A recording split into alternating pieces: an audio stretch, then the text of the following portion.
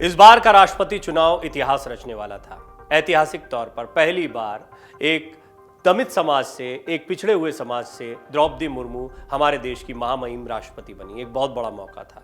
लेकिन द्रौपदी मुर्मू एक ऐसी राजनेता भी रही हैं जिन्होंने ज़मीनी तौर पर लोगों की परेशानियों को तो समझा है, महत्वपूर्ण मुद्दों पर भी वो अपनी राय रखती हैं। आतंकवाद एक ऐसा ही गंभीर मुद्दा है जिससे भारत हमेशा से जूझता आया है। पूरी दुनिया के सामने कैसे महामहिम राष्ट्रपति द्रौपदी मुर्मू ने भारत की आवाज़ को बुलंद किया और किस तरह से आतंकवाद के खिलाफ उन्होंने अपनी आवाज़ उठाई, ये हम आपको इस रिपोर्ट में बताने जा रहे हैं। भारत की राष्ट्रपति द्रौपदी मुर्मू ने शनिवार को राष्ट्रपति भवन में संयुक्त राष्ट्र सुरक्षा परिषद की आतंकवाद विरोधी समिति के प्रतिनिधि मंडलों के प्रमुखों के साथ बैठक की। इस दौरान राष्ट्रपति द्रौपदी मुर्मू ने दशकों से आतंकवाद से पीड़ित होने की बात कही और ध्यान दिलाते हुए कहा कि भारत दशकों से आतंकवाद का शिकार रहा है। यही वजह है कि भारत ने आतंकवाद के प्रति जीरो टॉलरेंस का रुख अपनाया है।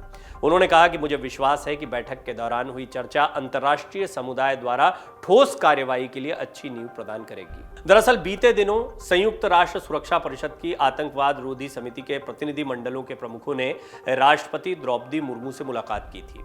राष्ट्रपति मुर्मू से मिलने पहुंचे शिष्टमंडल में घना की विदेश मंत्री शर्ली अयोरकोर बोशवे, यूएई के अंतर्राष्ट्रीय सहयोग मामलों के राज्य मंत्री रीम इब्राहिम अल हाशमी और अल्बानिया के विदेश उप मंत्री मेगी फिनो शामिल है। राष्ट्रपति मुर्मू ने प्रतिनिधि मंडलों के प्रमुखों को संबोधित किया। संबोधन में उन्होंने कहा कि आतंकवाद के सभी रूपों और अभिव्यक्तियों से लड़ने के लिए भारत की राष्ट्रीय प्रतिबद्धता है। उन्होंने कहा कि भारत दशकों से आतंकवाद का शिकार रहा है। आतंकवाद की बुराई से लड़ने के लिए इसके सभी रूपों और अभिव्यक्तियों में भारत की राष्ट्रीय प्रतिबद्धता है। वहीं राष्ट्रपति भवन द्वारा जारी एक बयान के मुताबिक राष्ट्रपति ने इस बात पर भी जोर दिया कि आतंकवाद के सभी कृत्यों के प्रति जीरो टॉलरेंस की नीति अपनाई जानी चाहिए, चाहे उनकी मंशा कुछ भी हो। वैश्विक आतंकवाद रोधी ढांचे को आकार देने में अंतर्राष्ट्रीय समुदाय का मार्गदर्शक दृष्टिकोण बना रहना चाहिए। वैश्विक स्तर पर आतंकवाद से निपटने के लिए तैयार की जा रही है योजना और रूपरेखा का मार्गदर्शक आतंकवाद के प्रति बिल्कुल भी सहन नहीं करने की नीति होनी चाहिए।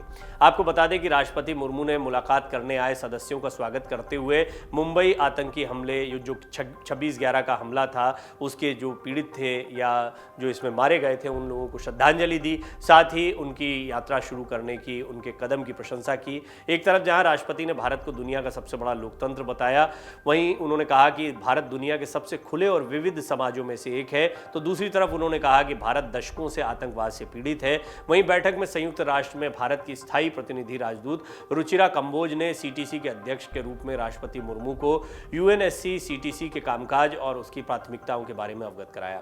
राष्ट्रपति भवन की ओर से जारी बयान के मुताबिक संयुक्त राष्ट्र सुरक्षा परिषद के अध्यक्ष और गैबन के विदेश मंत्री माइकल मूसा अदामो और विदेश मंत्री एस जयशंकर ने भी राष्ट्रपति मुर्मू को यूएनएससी सीटीसी के गौण पहलुओं और आगे की रणनीति के बारे में विस्तार से जानकारी दी, जो कि शनिवार को दिल्ली प्रस्ताव में शामिल किया गया है।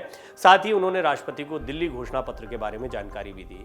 दरअसल भारत वर्तमान में सुरक्षा परिषद आतंकवाद विरोधी समिति का अध्यक्ष है, जिसके चलते भारत ने संयुक्त राष्ट्र सुरक्षा परिषद की 2 दिवसीय आतंकवाद विरोधी बैठक की मेजबानी की। 28 अक्टूबर को पहले दिन की बैठक मुंबई में हुई। वहीं राष्ट्रपति से मुलाकात से पहले विश्व में आतंकवाद की नई चुनौतियों के खिलाफ कार्रवाई को लेकर विचार विमर्श के लिए आतंकवाद विरोधी समिति की दूसरे दिन की विशेष बैठक राजधानी दिल्ली में हुई। इस बैठक में संयुक्त राष्ट्र में भारत सरकार की स्थायी प्रतिनिधि और आतंकवाद विरोधी समिति के अध्यक्ष रुचिरा कंबोज ने कहा कि इसका मुख्य उद्देश्य आतंकवादी समूहों द्वारा नई और उभरती प्रौद्योगिकियों के दुरुपयोग पर चर्चा करना था, जिसमें सूचना और संचार प्रौद्योगिकियों के साथ आतंक और ड्रोन सहित मानव रहित हवाई प्रणाली पर विशेष रूप से चर्चा की गई। उनके मुताबिक संयुक्त राष्ट्र सुरक्षा परिषद की आतंकवाद विरोधी समिति ने यूएनसीटीसी इमर्जिंग टेक विशेष बैठक में सर्वसम्मति से दिल्ली घोषणा को अपना लिया। वहीं विदेश मंत्री एस जयशंकर ने कहा कि हाल के वर्षों में आतंकवादी संगठनों ने तकनीक का इस्तेमाल कर अपनी क्षमताओं को बढ़ाया है।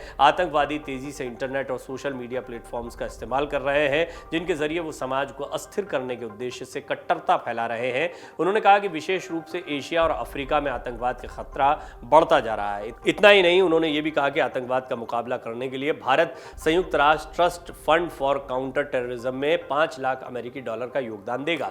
उन्होंने कहा कि भारत आतंकवाद विरोधी संस्था के प्रयासों को बल देने के लिए इस साल संयुक्त राष्ट्र trust fund for counter terrorism में $500 मिलियन का स्वैच्छिक योगदान देगा। डाउनलोड करें अमर उजाला ऐप और पाएं खबरें लगातार।